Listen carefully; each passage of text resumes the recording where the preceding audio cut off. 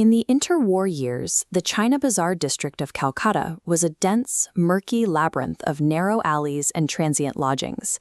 Living in one of these local mess houses is Ajit Bandyopadhyay.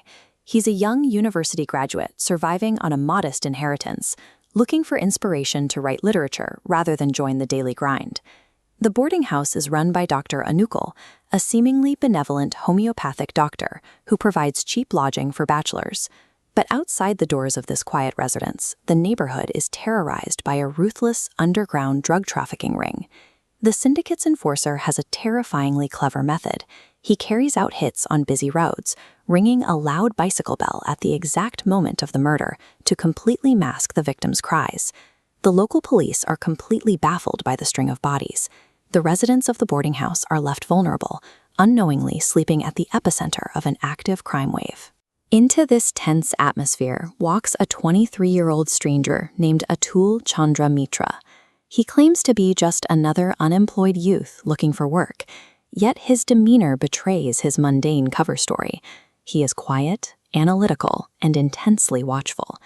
Instead of handing out resumes, Atul spends his days meticulously tracking the daily habits and movements of the other men living in the mess. He isn't scouring the city for a job. He is quietly hunting for a crack in the facade of the boarding house itself. The tension breaks during a chaotic, high-stakes escape from a nearby gambling den, with Atul and Ajit sprinting through pitch-black alleys to survive. Catching their breath in the shadows, the stranger finally drops his act. He tells a stunned Ajit that his real name is Byomkesh Bakshi. He is a private, independent investigator, embedded deep undercover to dismantle the local narcotics trade. And he isn't acting as a rogue vigilante. Byomkesh is operating with the explicit, off-the-books authorization of the city's police commissioner. His surveillance has confirmed the worst. Their dingy, unassuming mess house is actually the command center for the entire drug nexus. Byomkesh directs his suspicion toward the very heart of the house, Dr. Anukul. He notices the doctor is strangely insistent on providing specific, private medicines to his tenants.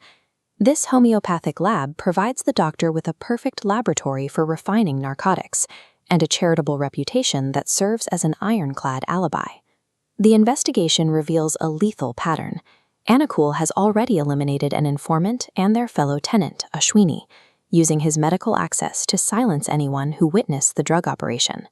When the local precinct mistakenly arrests Byomkesh on suspicion of these crimes, the commissioner secures his release, allowing him to set a final high-risk trap.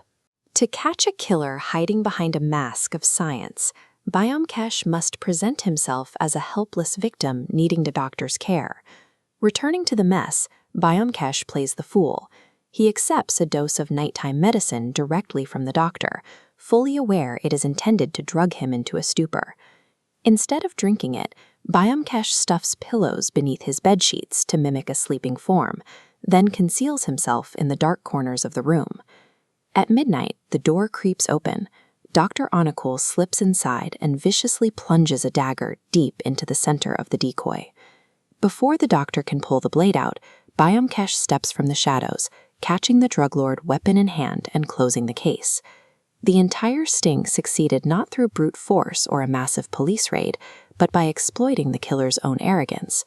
In the aftermath of the arrest, Ajit realizes he has found exactly what he was searching for, his ultimate literary subject. He abandons his aimless lifestyle to chronicle these investigations.